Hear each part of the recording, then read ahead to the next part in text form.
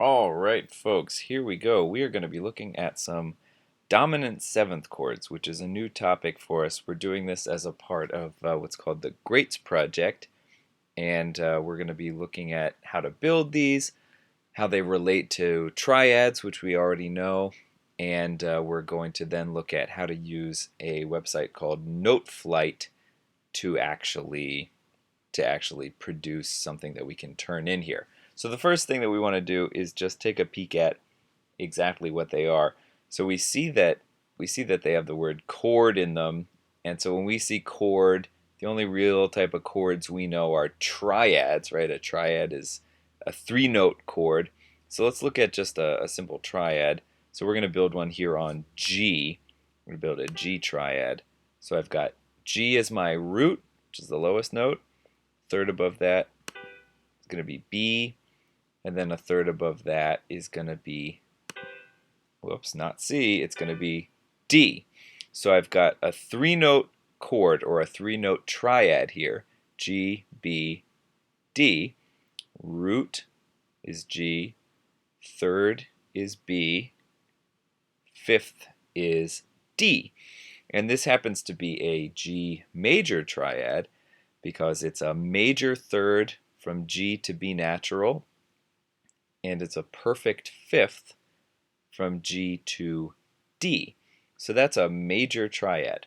Now, if I want to make this a seventh chord, I have to just follow the pattern. So we had root, then we had the third, then we had the fifth.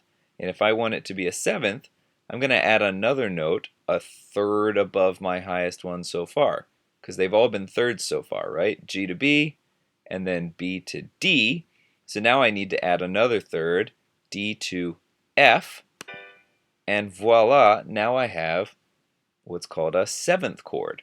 So the term seventh sort of is a strange thing. It doesn't mean that we have 7 different notes in the chord. It's just a continuation. Root, third, fifth is D, F is the seventh of the chord because F is 7 away from G. It's an interval of a seventh away from G. So that's really, as far as the most simple way to think about it, how we have a seventh chord. That's what's called a seventh chord. Now, we need this to be a dominant seventh chord, and there are a few different ways to think about this one. The chord I built happens to be a dominant seventh chord. I've got root, third, fifth, and we said that the way these are, that makes it a major triad. So all dominant seventh chords have to be built on a major triad. So if I had made this, for instance, B flat, like that, this is no longer a dominant seventh chord because my triad, G, B flat, D, is not major. So it can only be with a major triad. So I'm going to go ahead and make that B flat back into a B natural, and now I'm back to having a major triad, which with this kind of seventh makes it dominant. And the kind of seventh I have here, if we think about when we learned intervals, is from G, the root note, to F, the seventh, is a minor seventh. G to F natural makes a minor seventh.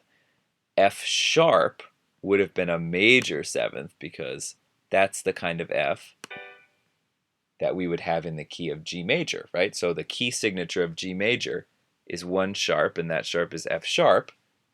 So this chord looks like something I might find in G major.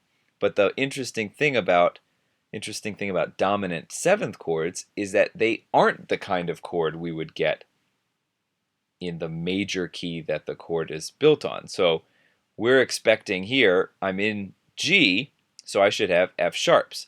But a dominant seventh chord does not work like that. So that's why when we go back to what I had before, which was an F natural, we know that note doesn't really fit in the key of G major. And so that sort of gives us a hint into another thing we can know about dominant seventh chords. It's that they don't show up exactly where we think they're going to in a key. So this is my G dominant seventh chord. or we can just call it G7. Let's talk a little bit about another way to think about it that's not just purely based on intervals. We can use also how these chords are going to occur in a different key. So to do that, let's pick a different key as those notes go away. And I'm going to pick the key of B flat. I'm going to pick the key B flat. So I'm just changing some note values here just for fun. So let's think about B flat. There's B flat. The other important word here for us is dominant. And this is sort of a word that in music has a few different meanings. And one of the important meanings for dominant is actually that it happens on the 5th degree of the scale. That's sort of dominant is a code word for that. So when we see dominant, we want to think it's happening on the 5th degree of a scale. So I need to say if I'm in B flat, and let me just go ahead and write B flat here for us so that we can just remember where we are. And of course now I have to go in and erase all these other crazy things. That's just how it goes. Let me get rid of that, blah, blah, blah. I'm just going to make that disappear. Okay, cool. So if I'm in B flat, I need to get myself to the 5th note of the B flat major scale because that's what we said the word dominant means. It means it happens on 5. So if I'm in B flat, that means B flat is 1. So the second note of a B flat major scale is C. So there's a C, moving right along. The third note would be D. So far I have B flat, C, D. And I know that the 4th note is actually going to be E flat because I know my key signature for B flat major is B flat and E flat. And so far so good. I've got 4 notes, B flat, C, D, E flat. And that takes me to the 5th note of the scale, which we just said is sort of code for dominant. And I'm going to switch here to this whole note so that it stands out. And so that 5th note here is going to be an F. So I'm 5 notes up. I've got B flat, I've got C, I've got D, I've got E flat, and I've got F. And that's going to be the 5th note of the scale, or the dominant note. And so what's going to happen is it's on F here that we're going to build our dominant 7th chord. And the real fun thing about this, and the fun thing about using chords in keys in general, is that we can just use the notes from the key. So I'm going to start and just build a triad on F, and I'm going to only use notes from the key of B flat. We said B flat has a B flat and an E flat, and everything else is a natural note. So here, above F, I can go up and get my 3rd, which is A, and I know I have A naturals in this key because it's not B flat or E flat. And then I need a 3rd above that, which is C. So now I've got root, 3rd, 5th, get up there, root, 3rd, well, whatever, root, 3rd, 5th, there we go, in the key of B flat on F, which is the dominant, and this is an F major triad. And we said if I have a major triad, I can build a dominant 7th.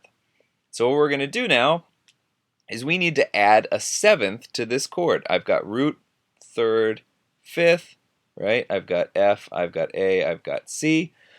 So the note that's going to be a type of 7th here is a type of E, right? But it's not going to be E natural because the kind of E I have in this scale is E flat, right?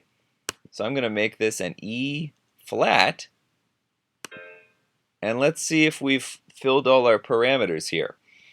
We know that a 7th chord is going to have 4 different notes. It's going to have, let's get rid of that flat. It's going to have a root, which is F. It's going to have a 3rd, which is A. It's going to have a 5th, which is C. And it's going to have a 7th, which in this case is E, and E flat specifically. So that's pretty good. We also know that we said the dominant 7th chord the kind of seventh it'll have is a minor seventh. And if I look from F to E flat, from F to E flat is a minor seventh, because above F, a major seventh would be E natural.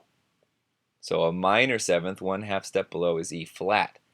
But I don't necessarily have to trust only that way of thinking about it. I can also say, I know that dominant means 5. 1, 2, 3, 4, 5. It means the fifth note in a scale. So I said if I'm in B flat, I can walk up B flat, C, D, E flat, F. And if I build a seventh chord on that note and use only notes from this scale, F is in this scale, A is in this scale, C is in this scale, and the kind of E I get in this scale is E flat. So if I follow those parameters, I will get a dominant seventh chord. And that's exactly what happened. All right, so let's do another one of these. We're gonna do one, maybe say goodbye to our friends in B flat. We're gonna do one in D major. So I'm gonna just write D, and there we go. So let's go the way where we're gonna build the scale to start. So here we go. D major is gonna start on D. So there's D. The next note up is gonna be E natural. And I know this because I've thought about the key signature for D major, which is 2 sharps, F sharp and C sharp. So that helps me know that I've got D, E, and I now need an F sharp to come next. And what do you know? I've got one right there. F sharp and C sharp are the only accidentals in this scale, so the next note is just going to be G natural. So I've got D, E, F sharp, G, and that's 4 notes. So the next note is number 5, and again I'm just switching, making it a whole note so that it looks different. And the 5th note here, oopsie, that's a G, is A. D, E, F sharp, G, A. So we know that dominant means 5, so I counted 5 and I got to A. I am sitting pretty, things are good.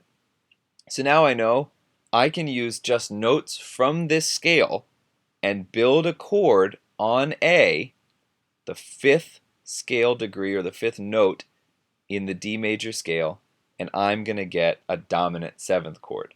So first I have to find the triad, and it's going to be an A triad.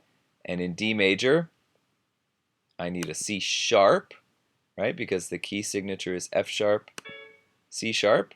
So that's good. I've got E natural, which we saw over on the left there. So here comes E natural. And there's an A major triad, A, C sharp, E.